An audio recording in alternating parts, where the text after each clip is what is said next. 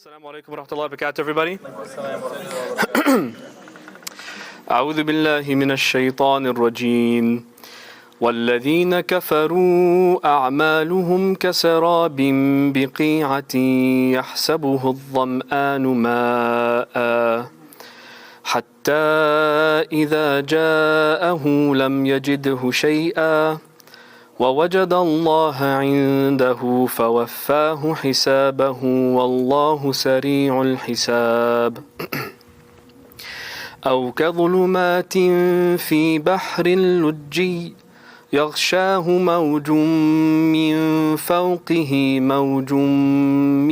فوقه سحاب ظلمات بعضها فوق بعض إذا أخرج يده لم يكد يراها ومن لم يجعل الله له نورا فما له من نور صدق الله أعوذ بالله من الشيطان الرجيم بسم الله الرحمن الرحيم ربي اشرح لي صدري ويسر لي أمري واحلل عقدة من لساني يفقهوا قولي. Salam again, everybody. It's good to see you all. Alhamdulillah. So just as a recap, again, this is the third session we're using on the passage of light and Ayat al-Nur. Yeah, who's been here for at least one of the two sessions prior? Raise your hand up high. Okay, if you weren't, I try my best to make sure that even if you miss it, you will still be okay, inshallah. So don't worry if you did. But just as a quick recap, it's a total of, I'm going to miscount now, a total of 3 ayahs we did so far, I think. And then there's 2 more we're doing today. Okay? So the first ayah was called Ayat al-Nur. It's very famous. It starts Allahu Nuru samawati wal ard. Allah is the light of the heavens and the earth. And it's a very famous ayah. It gave an example of Allah's light, and basically the imagery that it gave was a lamp in a house. And I don't want to go into it again. We've covered that in part 1. If you missed it, I recommend finding it on YouTube. The second session was on the second and third ayahs of the passage, where we talked about examples of what that looks like. Specifically, men that the business in the sale don't distract them from the remembrance of Allah. You remember this? And they're praying in the masjid, they're praying in their home. We talked about the qualities of men that Allah is giving in Quran. Just as a quick recap of that, the qualities of men and women are scattered throughout the Quran. Nur, this whole surah covers a lot of the qualities and expectations that men have, and that men have on them specifically, and a lot of the qualities and expectations that Allah has on women. A lot of that's in Surah An-Nur, a lot of it. Like, for example, the famous Ar-Rijalu Qawwamun 'ala an-Nisa, I believe is Nur. Okay? Or calling, which is Qawwam, we'll talk about that word later, inshallah. I wanted to dedicate maybe a couple sessions on men and women in the Quran. I think it's going to be very beneficial for everyone, inshallah. But that to the side a little bit, a couple of specific expectations on what a real man is according to the Quran. There's a couple of things that we covered last time. This is important for you to know so that we fulfill these qualities, and for you to know so you know what a good man is supposed to look like, or what an ideal according to the Quran. So the first thing that we learn about men in the Quran is, we didn't cover this a lot last time, but one thing that someone reminded me, a good man according to Quran, real men in Quran, they work. That's number 1. Because, and where do I get this from? You have the ayah, رِجَالٌ لَا تُلْهِيهِمْ تِجَارَةٌ وَلَا بَيْعٌ عَنْ ذِكْرِ اللَّهِ. Remember this? Men who business and making a sale do not distract them from what? The remembrance of Allah. Which means that they do what? They do business and they make sales. That's what they do. Men work. That's the expectation. However, so Allah sometimes when He says one thing, He says like 3 things at the same time. That's just the beauty of Allah's speech. So baked in there is an expectation on men to work. So it might not be that you own your own business, but tijara is still, like, even if you're a doctor, you're doing business. Like, you work for a type of business being a hospital. That's tijara, right? But the second thing we get from it as an expectation for men is they have priorities. So although business, especially for men, can be very consuming of our time and of our minds, especially making sales, especially when a business is just starting up, that can consume a man's mind very, very quickly. Or when you get a new corporate job, or when you get a new job, even at Dunkin' Donuts consumed my mind when I was younger. As funny as that sounds, that's very true. Allah actually, He highlights, how like we have servants in Jannah? This is actually very interesting in psychology. We have servants in Jannah.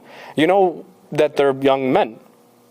So why are they young men? Young men are obsessed with their jobs. Like they get a job before it was, haram now, in quotes, haram to work at McDonald's. You get a job at McDonald's or Dunkin' Donuts, you're like, oh my God, I'm so honored to work here and flip burgers for you. And there's like zeal in them when they pour your coffee and put cream in it. Are you sure you don't want more sugar? Like that? Like it's an obsession over keeping the job and doing well, over whatever dumb job it might be. So even in Jannah, like it's like the servants you have are like, they love doing it is the idea, okay? So they do business, they work, but they have priorities straight. Family comes first, but the first thing that comes first is remembering Allah. That as much as they're into their jobs, when adhan goes off, they put it to the side, quickly. It does not distract them. Does that make sense? You also, in the language, you find men at the masjid. Specifically, not just for like programs like this, but specifically for remembering Allah, specifically. Like going to the masjid for Isha, for Fajr, for whatever salah they can catch. That's what you find in them. And we also saw, we kind of talked about it last time, of like them leading, being the examples of light in their own household. Because remember, the ayah said, Buyutin adin Allah, an turfa'a. The houses, these homes that Allah says is supposed to be raised, could be your own home. It's not necessarily tied to the masjid specifically. It includes the masjid, and even probably that's first and foremost, but secondarily it would be your own home. Okay, we talked about that. So we talked about, just as a quick another recap, the example of what light is according to Allah, then 2 about what does it look like, and then he gave the example of men of light. And now we have 2 other ayat. Each ayah is dedicated to what is it. We talked about Allah's basically saying, we talked about what an example of light and what that looks like. And now guess what we're going to talk about? An example of darkness. You find this, by the way, in Quran a lot, this balance in Allah's themes. Like for example, I believe, for example, the word angels and the word like shayateen specifically. The word shayateen and the word malaika are both said 88 times, for example. So you find even numerically this balance in the book in themes, literally sometimes down to word count, specific word count. But even in themes, remember we talked about ring structure? Where, this is a year ago, you guys probably don't remember that at all. We find a balance, balance in themes and order in the book. So we had light and an example of light, and now we have examples of darkness as sort of like a counterbalance. So what are these examples of darkness? I'm going to just read through them, and then we'll go back and do them in detail. What I want to do is read through them simply, and then we'll cover some comparisons and contrasts, because they're not very different, but they're different. So we'll cover some comparisons and what makes them different, what makes them the same, and then we'll go back and do them in detail. Good? Inshallah? Well, everyone on the same page? Okay. وَالَّذِينَ كَفَرُوا. Am I still good? Okay. وَالَّذِينَ كَفَرُوا. As for the disbelievers, kafara, disbelievers, we'll cover that word again in a little bit. أَعْمَالُهُمْ كَسَرَابٍ بِقِيعَةٍ يَحْسَبُهُ الظَّمْآنُ مَاءً. The example of their deeds, you can say, their deeds are like a sarab. What does sharab mean with a sheen? Sharab? Drink. Sarab is something like a drink. This is very cool about Arabic, is that sometimes when words sound a lot alike, there's some relation to them. We'll cover in a little bit the word bir means goodness, and it's very close to the word bar, which means land. So it's as if like if you're a good person, as if you're standing on solid ground versus being out at sea, for example, which we'll actually see here. But anyway, sharab is drink, but here he doesn't find sharab, this man, he finds what? Sarab, something like a sharab, but not quite. Sarab. Kasarabin biqi'atin, in a low land, or you could say in a desert. يَحْسَبُهُ الظَّمْآنُ مَاءً. The excruciatingly thirsty one thinks that it's water. Dham'an is the thirsty one, the one dehydrated even, you could say, the one about to die of thirst. So far, where are we? We're in a desert. We see a man who out in the distance, he sees what? He sees what he thinks is water. Sarab is a mirage.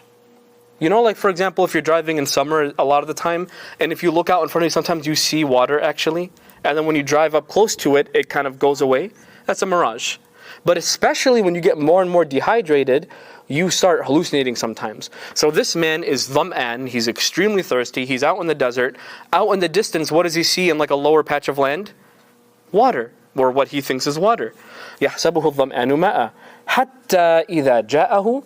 until he hurriedly came to it. Ja'ahu is like he came with excitement, he ran to it, as if like he's lost in the desert, obviously, and he's thirsty, he's about to die. He finds water, or what he thinks is water, he runs to it excitedly, and as he finds it, وَوَجَدَ اللَّهَ عِنْدَهُ, and he sees Allah there. فَوَفَّاهُ حِسَابَهُ, and Allah counted his deeds, he did his accounting. وَاللَّهُ سَرِيعُ الْحِسَابِ, and Allah is very quick with accounting. So what is going on here? This man, he's in a desert, he sees what he thinks is water, he runs up to it, finds that there's no water at all, and actually when you say فَوَجَدَ اللَّهِ, he found Allah, what does that really mean? He died of thirst.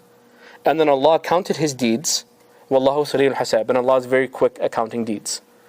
Now what is this talking about? This is an imagery of Judgment Day, where a man or a woman will be on Judgment Day, they'll run, there's chaos all around them, and they see a mountain of good deeds, some hadith even say, a mountain of good deeds that they rush to because good deeds are safety. Just like birr is close to land, goodness is attributed to land in the Quran. It's like my goodness puts me on solid ground, otherwise I'm drowning. Let me run to my good deeds, and as soon as they got there, it was all a mirage. There's nothing there. And then Allah counts his deeds. What deeds are left if the good deeds are gone? The sins. Wallahu sari'ul hasab. It's kind of like a ... and Allah is quick to count the deeds. And it's like left to your imagination what happens to him. Allah does not fill in the blank there. It's like, you know how stories end, like ellipses, part 2 coming soon type of thing. That's what Allah did here. Okay. That's the first example. Are you following so far? The second one is quite different. Or it's like كَظُلُمَاتٍ. It's like multiple shades of darkness. I want to call out something cool here actually. So remember I told you these are examples of darkness, right? And here you're even seeing the word ظُلُمَات in plural, darknesses actually. كَظُلُمَاتٍ, ظulm is a darkness, or a shade of darkness. ظُلُمَات is multiple covers or multiple shades of darkness. Okay? Like the famous ayah of Yunus alayhi salam when he's in the belly of a whale, and then Allah says he has 3 shades of darkness, right? The darkness of the night, covering the clouds, and he's in the whale. Yeah, right, okay. There, you see this very, very consistently in the book, of there being one nur, like literally there was only one example of nur. There wasn't 2 examples of light in the passage. There was one example, it was the lamp in the house. That's the only example we got. But we get how many examples of darkness? 2. The guy in the desert, and we'll talk about this guy who's actually in the middle of, not the desert, but the middle of the ocean. Okay? But even the word is dhulumat, the plural of darkness, darknesses. So it's Allah kind of hinting there is only one light, but there's multiple what? Darknesses. There's only one way to Allah. You're only going to find one way. Remember, I remind you when we studied Fatiha together back in Ramadan, like nearly now a full year ago, where Allah specifically in Fatiha says, Ihdina sirat al-mustaqim. Sirat is like the path, guide us to the straight path. But sirat is a word so unique, it doesn't have a plural. It's like extremely singular. There's only one path to Allah. Like Tariq has turuq, Shari' has shawari'. There's only one sirat. There's no surat. It's like do a U-turn, you're going the wrong way, there's only one path. But the way to darkness, there's so many avenues. You can come up with so many. So dhulumat is used, okay? So anyway, the second example, أَوْ كَظُلُمَاتٍ فِي بَحْرٍ لُجِّي. Or, it's like multiple shades of darkness in a bahr, in an ocean. And this ocean, this bahr is described as lujji. Lujji means unrelenting. Like it's like if you're picturing an ocean right now or like the open sea, it should not be calm. When Allah uses the word lujji, it's like crashing over each other. Lujji. Lajuj, if you use it on a person, it means that they basically have bipolar disorder. Like you don't know if they're going to be happy or sad or angry or I don't know. She's just going to blow up. He's just going to blow up at me. I don't know if he's having a good day or a bad day. He's just lajuj. Stay away from him. That's luj. Lujji for a bahr means that sometimes it's a little bit calm and then a wave crashes and it's just constantly crashing over and you have no safety basically. So that's the imagery. And by the way, is it night or day if there's darknesses? It's night. It's night. In the desert, was it night or day? If you're seeing a mirage? Day.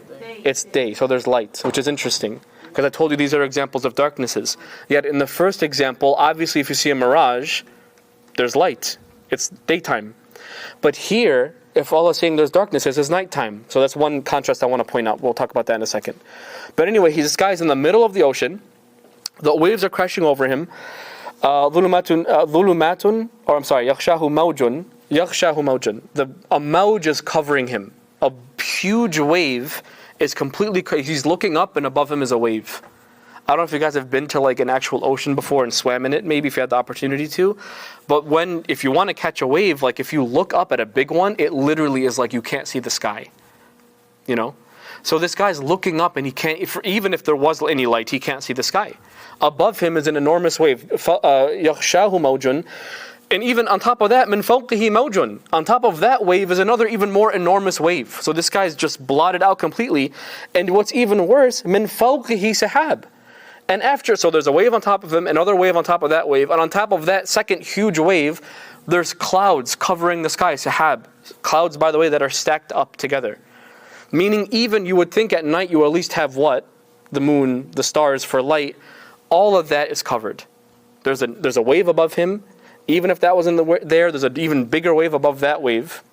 Even above that, if the waves were not there, it's so cloudy out that there is no moon practically outside for him. There are no stars. This guy's just completely cut off from light, in complete darkness. I don't know if you've also experienced actual darkness before. It's hard for us to experience that. Because even if you go outside at night at 2 a.m., you have street lights. It's hard to escape light. It's really difficult. SubhanAllah, it's actually beautiful. It's really difficult to escape light. Even if you close the closet door on yourself in your room, some light comes from the bottom. So you have to go and get rid of that light. But then the moon's shining through, so you have to close the blinds. You know what I mean? It's difficult to escape light. But if you've ever been, like my wife and I have been to like the Smoky Mountains before, or like in Georgia we went to some other mountains, and we had a cabin on top of a mountain actually. Not like the mountains, but on top of a mountain. And it's dark. Like if you don't turn on the kitchen light, you literally can't see any. It's pure darkness. You can't see any object around you. That's the imagery happening here. To the point Allah says, إِذَا أَخْرَجَ يَدَهُ. If this guy were to take out his hand, لَمْ يَكَدْ يَرَاهَا. It's as if he wouldn't be able to see it. He's almost not able to see it. He's not able to see his own hand. وَمَنْ لَمْ يَجْعَلِ اللَّهُ لَهُ نُورًا. And whoever Allah did not give light to, فَمَا لَهُ مِن نُور. Then there's not going to be any light for him. Okay, so first example, it's light outside, he's in a desert, he's dying of thirst, he sees a mirage, he goes in the mirage, what happens? It disappears. The second example, it's super dark outside, it's almost pure blackness, pure darkness. This guy's in the middle of an ocean. By the way, ocean, salty water or fresh water? Salt water. So in the first example, the guy was running to water, but it wasn't there. The second example, the guy's surrounded by water, but can he benefit from it? No, you drink salt water, you will die quicker. You'll go crazy first and then you'll die quicker. You'll get dehydrated by salty water, subhanAllah. So the first one had none, or thought he did but didn't. The second one has, but it's useless to him. He's surrounded by water, but none of it's of any use to him. So light and dark, both had water. The first one he couldn't find. The first one, it wasn't actually there. It was a trick of the eye. The second one, it was salty. Both of them, however, are lost in what you can say a sea. The first one in the sea of sand, the second one in an actual sea of water. By the way, I'll bring up bar again. Remember when we covered this actually? Remember, لَيْسَ الْبِرَّ أَن تُوَلُّوا وُجُوهَكُمْ. Goodness is not that you turn your faces left and right. That was a low turnout day, but I'll tell you, Allah has an ayah in Baqarah where He defines what a good person is. It's like, here's a checklist if you're wondering. It's actually a mercy of Allah that He gives us that checklist. Just do these 5-6 things. You're a good person. That's what this is, okay? The word He used for good, like I said at the beginning, is bir. Bir. Bir, I told you, is goodness, and it's close to the word bar, which means land. To the Arabs back in the day, a good person is like they're standing on solid ground. This person, especially in the second example, is not standing on solid ground. He's literally out at sea, meaning there's no good in him. There's no good in him. Okay, you see that? Now, going into a little bit of detail, we'll go to the first one a little bit first, okay? Actually, one more thing that's interesting. Both of them are suffering from some kind of blindness. Which one of the two literally just can't see? The first one or the second one? The second one literally can't see. Can the first one see? Yeah, but he's deluded. He can see, but he kind of actually is blind in a way. Because I told you there's two ingredients to seeing. What are the two ingredients? There are two noors. Remember this conversation in the first session? There are two noors. What's the first noor? Like light, like a light bulb. But what's also needed for me to be able to see? The noor of the eye. If either of these two noors are switched off, so to speak, if I'm either blind or you turn off the lights, what happens to me? I become blind. In the second example, his eyes work, but what's he missing? He has no light. He has no light bulb, no sun, no moon, no stars. Back to the first example, he can see. Like there's light available to him. But what's the problem?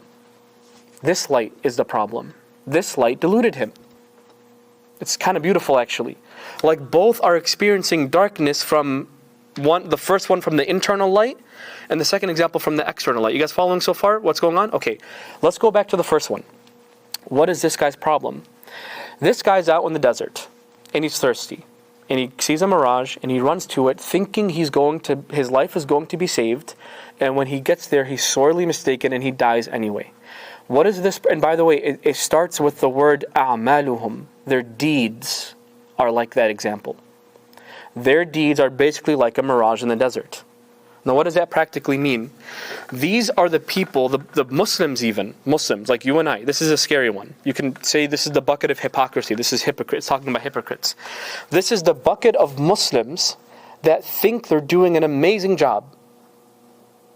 And they're expecting reward from Allah. But when they meet Him, is there any reward from Allah? No. Now how do we become these kind of people? Like what could be wrong with our own eyes that we think we're going to get water and we end up getting nothing from Allah? There's a couple of things that could be going on here. Number one, they could be showing off. The earliest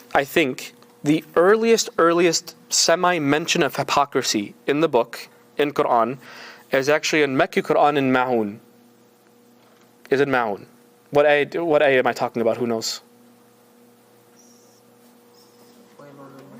فَوَيْلٌ لِلْمُصَلِّينَ. Then a terrible destruction will hit those who pray.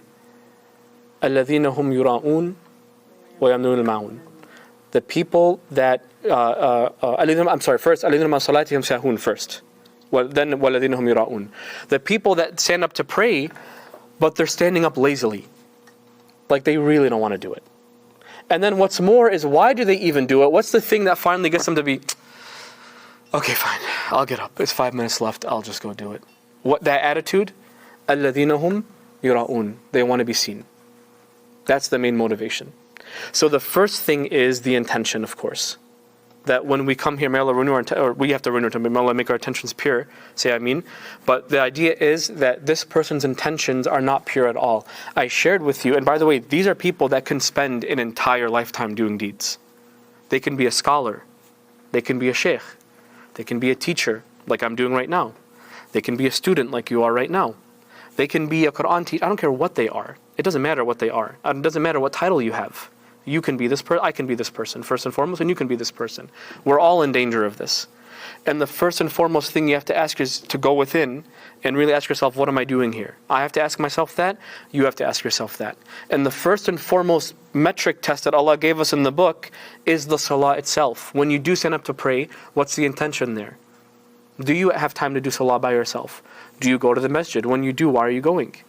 When you come to Tanzeel, why are you coming to Tanzeel? If I'm getting ready for Tanzeel, why am I getting ready for it? Do I want to look really smart? Or do I actually want forgiveness from Allah?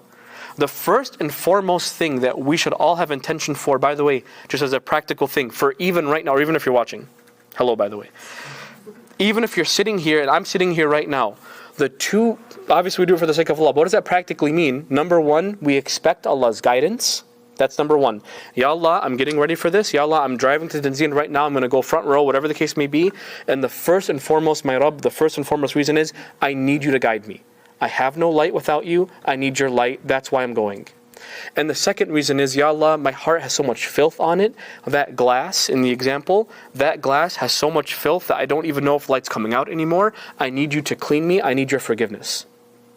I highly recommend, this is kind of the therapist in me a little bit, I highly recommend literally say this out loud to yourself. As crazy as that sounds. While you're driving, just talk to Allah. Ya Allah, I'm going because I need your guidance, I need your forgiveness. Those two things. Those two things. So that's the first thing, is what could this person's problem be? Number one, the intention is off. They're showing off. They're doing it for money, whatever the case may be. Obviously, it's just intentions. The second thing that could be is they defined goodness for themselves. They defined it for themselves. What does it mean to be good? Allah tells them, but they're not really interested in that because that's a lot of work. So what I'm going to do is make something up and I'm going to follow that. And then I'm golden, I'm Gucci. I don't need to think about anything else because I met my own standards of goodness. They defined it for themselves. When we covered the word Rabb, that who defines what it means to be good? Allah does. And I'll even go further than this. Actually, Allah complains about previous generations like Bani Israel, those Muslims who had a lot of good and a lot of bad, just like we do. But those Muslims from the past, you know what Allah says they reduced the Islam to? When they had Islam through the Tawrat or through the Injil or through whatever, they reduced Islam to what Allah calls amaniyuhum. Tilka amaniyuhum. Amaniyuhum means their hopes. They reduced the entire religion to what they hope is true. They kind of think that's going to be the case. Like, you know what the Jews used to say, and some Muslims even now used to say about themselves? لا تمسنا النار إلا أياما معدودات. We're going to go to hell, but for a few days. And then we'll be good. This is literally in Quran. This is in Baqarah, by the way. This is literally an attitude that they had, that we, by the way, sometimes have. Not even like scholars, like you'll have teenagers to be like, I mean, if I'm Muslim and I say that Allah, I'll eventually go to heaven, right? It's like, I'm not that bad. Like, I'll go to hell on Saturday, Sunday. If it's Labor Day weekend, I'll probably go on Monday too. And then I'll go to Jannah. And I'll be good.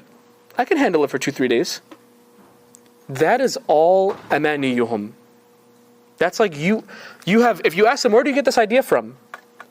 Oh, it's my dad's sheikh's dog's cousin's nephew wrote a letter to his niece once and it's in the footnotes in that letter or something. They have no backing to their idea of what is good and what is bad. There's nothing from Quran, nothing from the Hadith, nothing from Sunnah, from Muhammad Sallallahu Alaihi Wasallam. They get it from themselves and they hope it's true and they just kind of run with that. Tilka amaniyuhum. They define goodness for themselves. Okay, what else could it be? I think this is a dangerous one, especially for like our masjid. There are people who volunteer, who are even authorities in the community, meaning maybe they're a sheikh, or maybe they're a scholar, or maybe they're a teacher, or they're a volunteer, or whatever the case may be, and they mistake their authority or their position for goodness. This is kind of an easy one to understand, right? It's really easy that if you're a volunteer at the masjid, or you work at the masjid at whatever capacity, if you're cleaning up, vacuuming after a program, or you're a scholar, or you're a teacher, or whatever you are, it is very easy to confuse, I have a position at the masjid, or at this Muslim organization, or whatever the case may be, to I must then be good. That is not at all an assumption you're allowed to make. You know what Allah says about people who build masjids? He says, Asa, maybe they'll be pure people. Maybe they'll be people that want to purify themselves. What is that saying in between the lines? They are not automatically pure people. They're not automatically people that are pure. You cannot look at me and be like, Shadi is definitely going to Jannah. He teaches Tanzeel. He teaches. It's like an hour he has to talk. He loses his voice and he gets a headache after. He must be good. You can't make that assumption. I can't make that assumption.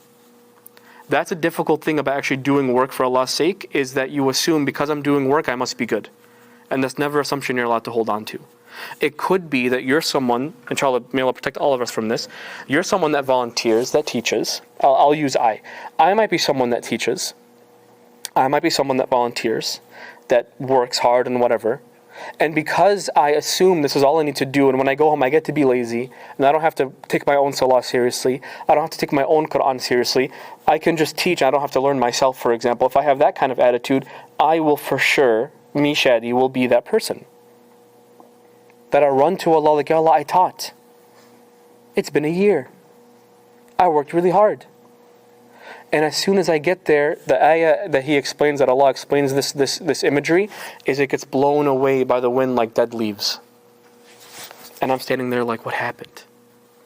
And Allah counts all the deeds and gives me exactly the reasons. Look at your heart here. Look at what you did here. look at your eye glance there, this is why you get nothing, and you get with the rest of them. You go with the rest of them. That's this person. Are we clear about this?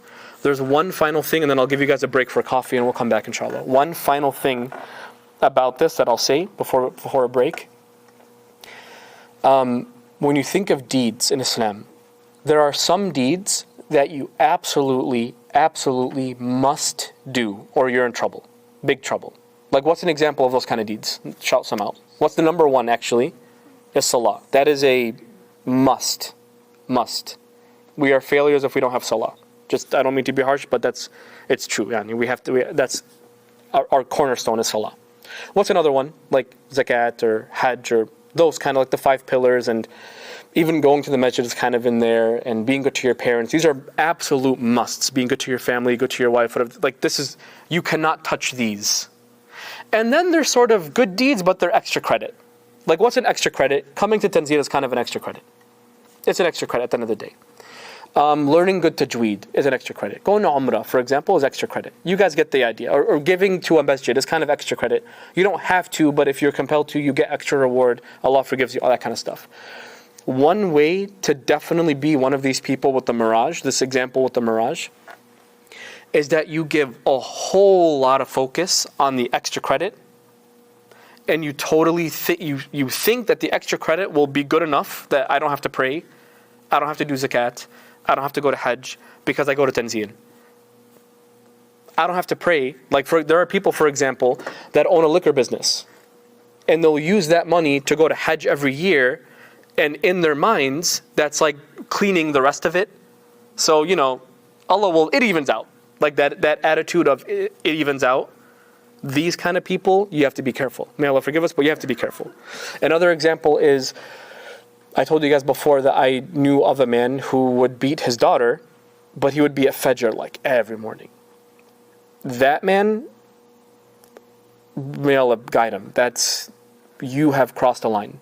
You think that this extra credit will outshine this crazy dhulm that you're doing to your own family, then you're a sucker. You have deluded yourself. Just like that guy, his eyes deluded him. These people, their eyes delude them. Their eyes delude them from doing good. They do good, but their eyes are looking at people's eyes to see if they're looking. They're doing some good, but their eyes are skipping over that there's something big they're supposed to be doing, but they think they can sweep that under the rug because they give to the masjid. You're not allowed to do that. You're not allowed to have that attitude. May Allah protect us from being these people. Wrapping that first example up, the man in the desert, I want to call out again, Ali, thank you for asking, but I just want to reiterate something about this example. Like I said in the beginning, the problem here, you can even think of remember that when Allah gives an example, a physical example, He's calling to a spiritual reality, right? So that's what He's really trying to tell us. So this imagery of a guy in the desert seeing a mirage is really something, it's a spiritual thing. You're supposed to be thinking of Judgment Day, okay? But even beyond that, in this world, again, in the physical example, what's wrong? What's the issue in the example? The external light of the sun or the internal light of the eyes? The internal light. Spiritually speaking, who are these people? These are people, because obviously, what is spiritual light is the Quran, is revelation. That's obviously not the problem. The problem is not Quran. The problem is you. The problem is me, hypothetically, of course, yeah? The man in the example is the problem.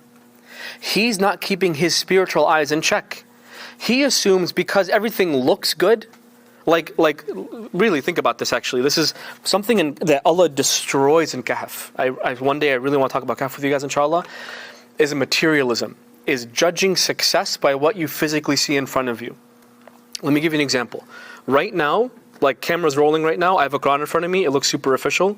This laptop is kind of just a prop, but everything, I look really good religiously right now. I look really good. Like, that guy's super religious. Like, look, he has this in front of him. He's pretending like he's reading it. You know what I mean? He's talking about it. Can I use that to be like, it looks good, I am good. I'm safe with Allah? No. I cannot use how I look right now and watch my videos later be like, yeah, this looks good. This is good. This must be good. This must be good. I can't do that. I can't, literally, it's like, I don't trust my eyes. I need to keep working. That is the right attitude. I cannot trust my spiritual eyes, so to speak, Just because I did good yesterday does not mean I'm done. I need to keep going. There was a famous scholar, forgive me, I forget the name, but in his throes of death, his son noticed that while he was dying, like he was like, he fell asleep, and he was saying, not yet, not yet, not yet, and he's a scholar. So people are like afraid, like, why is he saying not yet? Is he like afraid of dying? He's a scholar, he's not supposed to be afraid of dying. Where like a believer's not, he's okay with death. And he woke up and the son asked him, like, why you were saying not yet, like, are you afraid to die? And he said, no, shaitan came up to me and he said to me, you were right in my fingers and I lost you. And the guy's like, not yet, I'm not dead yet. You didn't lose me yet, you could still get me. That is the attitude. That's the attitude. You are not done. You can do amazing for a day, for a week, a month, a year. You are not done until when? Death. Then you're done. Then you can sleep. Until then, you're a slave, you get no breaks. You're on the clock, always. Understand? That's the attitude. Are we clear? Just to kind of counter this a little bit. Remember I gave you guys the example, because in this example, you have a guy with a lot of deeds. And he goes and it ends up being nothing.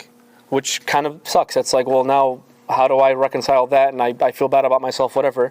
I'll remind you of the hadith, the story in the hadith of the Prophet ﷺ I told you last week, of that lady in Bani Israel who was a prostitute, who she fed a dog water with good intentions. And that little act with good intentions was enough to save her from hell. The Prophet taught us she's going to Jannah because of that action. It's as if you just need to pair the right intention with just some deed, something. And if you can do that consistently, you have no worries. Hakuna Matata, no worries for the rest of your days. You're good. It's just checking your heart. This guy trusted what he saw over what his heart saw. He knew what he was doing, and he ignored it. People were telling him, I can see you're kind of doing this for show. And he's like, yeah, but at least I'm not like the second example. I'm not lost in sea. I still have light. Remember Hadid, by the way? Remember that? Remember on Judgment Day, the light coming out of the chest and the heart? And then literally, what's the guy who has no light? What's he doing? He's running towards the light. And when the light comes, he can't reach it. Just like this example of he sees deeds and he runs to it and he can't reach it, subhanAllah. It's like the physical example happening in the afterlife, subhanAllah, the same thing. Of someone running after light and not finding it, or running after water and not finding it. SubhanAllah. Okay, second example. The second example we said, it's like multiple shades of darknesses in the middle of a turbulent ocean. And so it's nighttime, so it's completely dark. A wave comes over him, and a second wave comes over that first wave. And even if the waves weren't there, what's in the skies? I just said it. Clouds covering the moon and covering the stars. And it's so dark, what does Allah say? إِذَا أَخْرَجَ يَدَهُ لَمْ يَكَدْ يَرَاهَا. If he brings out his hand, it's as if he almost can't see it. He can't see himself. Which I'm going to talk for like 10 minutes about that phrase. It melts me, wallah. It just gives me goosebumps, wallahi. When he takes out his hand as if he can't see himself is such a beautiful, beautiful phrase that I'm going to talk about for a while, inshallah. But anyway, we talked about, so physically, obviously, he's in trouble. In both examples, it's loss and death. In both examples. Lost in the desert, doesn't find water, dies. The second one, lost in the ocean, has water, can't drink it. A storm comes, because the clouds mean a storm's coming, and he dies. So there's death in both of them, right? Now in this example, who is this person? This is a person who has absolutely no light. What does that mean? And especially when you think about, like, what does that mean that he has darkness, dhulumat around him? Dark shades and layers, you can say, layers and layers of darkness around him or around her. What does that mean? The wave and the second wave above that and the clouds above that are literally sahab, like stacking clouds. So it's layer upon layer upon layer upon layer. He or she is surrounding themselves with darkness. They are putting themselves in situations of darkness. They're surrounding themselves by people of darkness. They are consumed by evil deeds. They are people just completely not interested at all in light. One example I totally forgot to give you last time. I want you to imagine, like, if you're used to light right now, like right now, I'm used to it because my eyes are used to the light around me. If someone were to come and flash a flashlight in my eyes, it would annoy me, but it's not going to be like blinding. Versus someone that spent all day in a dark room, like in solitary confinement, and then you randomly swing open the door and it's morning time. What's he gonna do? Oh, close the door. Because he's not used to it. It's as if the light is harming him. That's how we can get if we get enough darkness in our hearts. Spiritually, what does that mean? That we could be the type of person, may Allah protect us, but we can be the type of person that's surrounded by so much zina and drugs and different kind of drugs like pornography and addiction to being around bad people, addiction to actual drugs, to alcohol, to whatever it is. Addiction to some kind of bad habit. Drugs are not just what you think, like physically, they could be a bunch of things, yeah? But anyway, they're addicted to so much evil that when Quran does get shown to them, what do they say? I don't want to hear this right now. I literally had a friend in high school, may Allah guide him, I knew him, we were good friends for like 3-4 years. And he was always so averse to anything about Islam or whatever. And at one point, he brought up Judgment Day. I didn't even bring it up. Because I knew he probably would get super uncomfortable. Not that that really matters, but anyway, he would get super uncomfortable. So one day, we're talking over the phone like we usually do, and he brings up, he's like, man, I was thinking about Judgment Day yesterday. And I'm like, yeah, dude, I listened to this lecture the other day, blah, blah, blah, blah. I said this, that, and good deeds, and blah, blah, blah, and devil, blah, blah, blah. And he's like, you know what? I don't talk about this anymore. I'm done. Don't bring it up again. And we never talked about it again. Light got shown in his eyes, and what happened? Turn that off. I don't want to see it. Turn that off. I want to go back to sleep. This idea of literally going back to sleep like we saw in Surah Al-Asr, right? People are drowning and lost and they're asleep. That kind of imagery. This is the kind of person being talked about here. Someone that has no light. They don't want any light in their life. All they want is darkness. They just want to live their lives. They don't care about any kind of guidance, whatever the case may be. That's just what the situation they want to have. And that's this example. What I love about this is at the very end, إِذَا أَخْرَجَ يَدَهُ لَمْ يَكَدَ يَرَاهَا is such a beautiful, beautiful phrase. So 2 things about this. My favorite one is the second one. But I warn you, the second one is just me thinking, so it might not, take it with a grain of salt. But the first one is not for me, so it's definitely more serious. The first one is, he's seeing, what is he trying to look at again? His hand. Now in the Quran, a hand is a symbol for what? Deeds. It's as if he literally cannot see his own actions anymore. He's so used to his actions, she's so used to her actions, that it doesn't even feel bad anymore. This is something, for example, when I was studying psych in college, we had a little bit of unit on pornography and sexuality and stuff. And we learned that and this is not just with pornography, but with addiction. For example, you guys know that, for example, one of the earliest kids get exposed to pornography even at age nowadays 7 or 8 or 9 regularly. This is not abnormal. This is at this point most kids by age 10 are exposed to it. So some dumb kid and the parent will be like, look at this, it's so funny, and then show his friend, and then they're exposed and addicted forever. That's typically how that goes. But anyway, the first time that you see something disgusting like that, what is the feeling? Oh my God, you get there's an aversion. That's so disgusting and I don't want anything to do with it. And literally, people report headaches. It gives me a headache. It's so munkar, it's so foreign, I don't want to see it anymore. And then they do it a second time, and it feels bad, but not that bad. And then they do it a third time, and a fourth time, and they watch it a fifth time, and a sixth time, and a seventh time, and a 20th time, and a 50th time, and a 100th time, and a 1000th time, and then it just becomes air. Nothing. I don't even think about it. I don't have to think about breathing. I don't have to think about that either. I just do it now. That's the kind of place that this person is. And I don't want to limit it to just the example I just gave, but it could be literally anything. It could be alcohol, it could be women, it could be men, it could be gossiping, it could be zina, actual zina, it could be cheating, it could be haram business, it could be skipping salah, it could be anything. It could be anything. Every one of us, may Allah help us, every one of us has our stuff, has our addictions. Every single one of us. For me, it's different than you. For you, it's different than me. Yes? Everyone has their stuff. But we have to be honest with ourselves that after a certain amount of time, that addiction just is like air. You don't feel it anymore. For this person, that's what it's like. And any time an opposite view comes, the light comes and shines the idea that I'm doing something wrong, they're so averted that they get angry even. They get angry. Man, shut up, I don't want to talk about this. Why are you such a downer? Why are you always talking about God and Just let me live my life. I don't want to talk about this. That attitude, that person has dhulumat. That person has dhulumat. So the first, I'm sorry, going back to the hand thing, the first thing is they just can't see their hand anymore. They can't see their deeds. Like, it doesn't matter to them anymore. They don't see it. They don't see what they're doing. They don't care. They don't want to know. They don't want to hear about it. And also they don't see the effects it has on others. Because addictions have effects on others, no matter what it is. And they don't care. It doesn't matter. I don't care that my son is as affected by my alcoholism. I don't care. I need it. I want it. He'll deal with it. He's a big boy. That literally, like to that extent, I don't care. لَمْ يَكَدْ يَرَاهَا. He can't see his hand. Can I tell you though, the second way to think about this though that I thought of, that I think was beautiful. It's literally as if when you get, because think about the first example. Allah in the first example of light, not this first example, but the example of light. Allah is sort of defining what it means to be human. He's defining the ruh. There's something more to you than the dirt that you are. You are more than a monkey. You are more than just an extra smart chimpanzee. You're more than that. You have this ruh inside of you that makes you want to do good, that reminds you of evil, that even, I don't care who you are, Muslim or non, if you kill someone, or you cheat on your spouse, or you steal, or whatever, what do you feel? Guilt.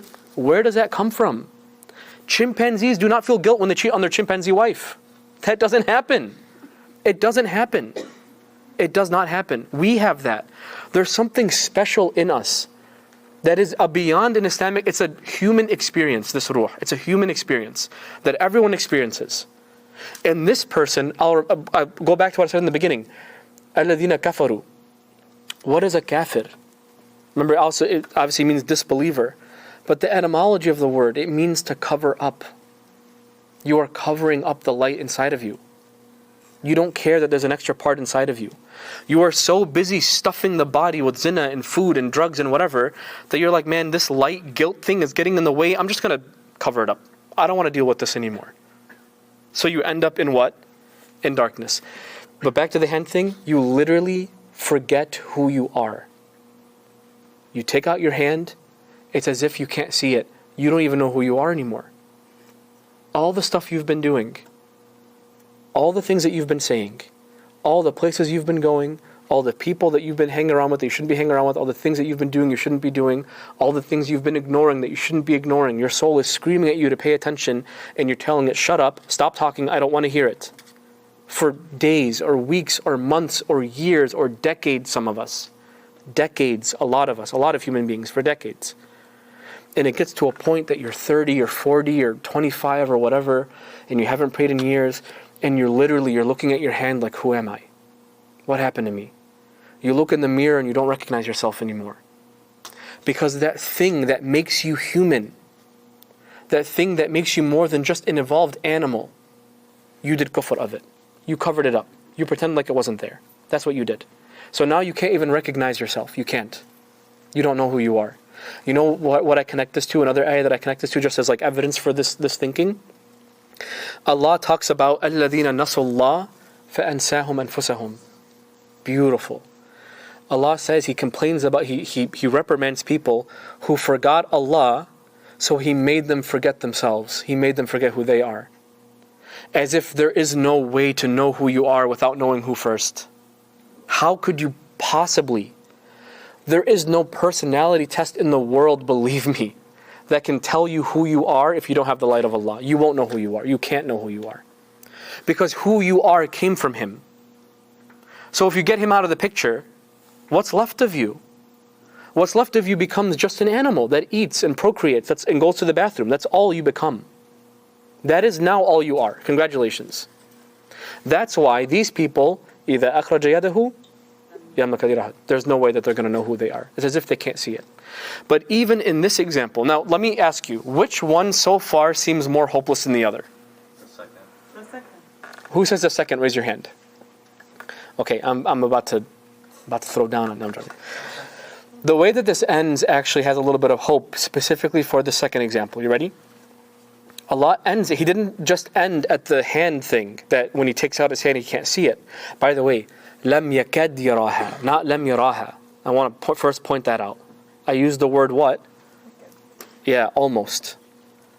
Allah did not say إِذَا أَخْرَجَ يَدَهُ لَمْ يَرَاهَا, or لَنْ يَرَاهَا actually. When he takes out his hand, he doesn't see it. That's not what Allah said. He said when he takes out his hand, it's almost the case he can't see it. Meaning there's something there still. Meaning you look in the mirror, or like you go to the club again, and you go to the bar again, and you go again and again and again and again, and every week is the same. You go to the corporate office 5 days a week, you watch filth when you go home, and on the weekends you go clubbing. And then you go to the office and you watch filth at night on Netflix, and then you go back to the club on the weekends, and you go back with a hangover on Monday. And you do that week in and week out for months and years and decades. But there's still just something inside me, man. Like this non-Muslim is thinking like, this can't be it. There's got to be more. This can't be everything. You know, my wife Asil one time, she was in California, and she took this beautiful picture one time of this guy who was with his friends, and they're partying or whatever, like it's California, so they're partying on the beach. But then one of the guys left the party, kind of snuck away, and the sun was setting, and he snuck away from them like a couple, like 100 feet or so, and he's just staring at the sunset quietly by himself. And she snapped a picture of it. But to me, that's like, that is the human experience of the soul. That even non-Muslims, when they're just, that's their life, they always, every human being has a moment, Muslim or non, they have a moment where they're like, I know I'm ignoring something in myself. I know I feel it.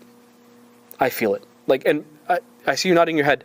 I've had moments like this, Yani. Let's bring it more close to home. I've had feeling, I had this feeling. Where like I've abandoned Quran for months at a time, a year at a time, and I'm like, what happened to me, man? Like I remember, me with Quran is not like me without Quran. It's not the same thing. Me with Allah is not like me without Allah. It's not the same thing. Everyone has this moment differently, but they have this moment. This coming back to Allah moment, yeah? So it's almost as if, meaning there's some light there still. Now let me ask you, what is that some light? In this example, by the way, of no moon and no stars, no flashlight, and obviously no fire, where is that little bit of light? Where is it? You should know, where is it? In the heart. The ruh is still there. It's still a little bit, like that's a little bit enough. Like it's not a flashlight, but it's like your phone on a weak battery. It's like you're using the screen. Like I can kind of see a little bit. This ruh keeps light alive in a person. If not by just enough. It's like enough tinder to start a fire, at least. Enough tinder to start a fire, you know? Enough, a little bit of wood to start a fire, at least. You see what I'm saying? لَمْ يَكَدْ يَرَى. It's as if, it's almost as if you can't see it. And then Allah ends, وَمَنْ لَمْ يَجْعَلِ اللَّهُ لَهُ نُورًا فَمَا لَهُ مِن نُور. And whoever Allah, the bad translation here, you might, if you open up your phone and read translation, you might hear this. You might read this. And whoever Allah does not give light to, he's never going to have light. Now what's the problem with that? First of all, that's not what it's saying. That's the first off. That's the madin is used, not the mudari. Meaning, well, I'll get to that in a second. The first problem with that, psychologically, you read that and you're like, oh man, there's some people who Allah didn't give light to. Because what did Allah just say? Whoever Allah does not give light to, meaning whoever Allah decides he's not going to get light, what happens to him? There's no way he can get light. Meaning, first and foremost, there is no person or thing you can go to get light if Allah does not give you light. That's the first and foremost, right? But that is a terrible translation. Allah did not say here, whoever Allah doesn't give light to, doesn't. Pay attention to that. The mudara, or the present tense. He does not use the present tense. He uses the past tense. Whoever Allah did not give light to. And that's the question. Is there anyone Allah did not give light to? No. No. Everyone has it. Every person has it. This is a hypothetical. It's telling us, had hypothetically Allah not given you light, you would have no hope to have light. No hope to have light. But it's a hypothetical. He did give everyone light. Even the person in the mawj, there's hope for him. Meaning if you're in the mawj, under the wave, under the clouds, in the ocean, there's hope for you. The first person, I think, has the bigger problem. I think. Because no matter what ayat, no matter what light you give him, the sun is not the problem. Who's the problem? He's the problem. That person is more in trouble. He seems more safe because he can see. and the ground's not moving beneath his feet, but he's more in trouble. This person has hope. May Allah protect us from hypocrisy. Wallah, it's a filthy disease to have in the heart, wallah. May Allah protect us. Okay, I think I'm going to end there, inshallah. I think I talked enough. Here's what we're going to do next. You can keep rolling for a little bit. I was really, really hoping to have a guest speaker for this passage, but I unfortunately couldn't make it work. So this is going to be the last session on Ayat Nur. So we're done with Ayat Nur. If you missed any sessions, this is part 3. Parts 1 and 2 are all on YouTube. You can find them there, inshallah. What we're going to do next, just because I was so even moved by the reminder of this passage, I think what we're going to do next, inshallah, is spend at least a few weeks, probably a few months, on what it means to be human according to the Quran. I think we're going to cover that. I don't know what exactly that means yet. I think I will. Who's not in the WhatsApp group? Raise your hand. If you're not, please. Where's Dunya? I'm sorry, you're recording. Dunya, raise your hand. If you're not in the WhatsApp group, on the girl's side, if you can go to Dunya and she will add you, and on the guy's side, you can come to me or Qais. But I'll tell you what we're going to do next, inshallah, because we're meeting not next week, but the week after, the 16th, I think that is, right? The 16th, inshallah. That's the next Tanzeel. We're probably going to do Surah Shams, all of it, probably. And we're going to cover something about humanity and psychology according to the Quran that you will never learn from Freud, because Western psychology is all about the material. Islamic psychology is all about including the soul with the material.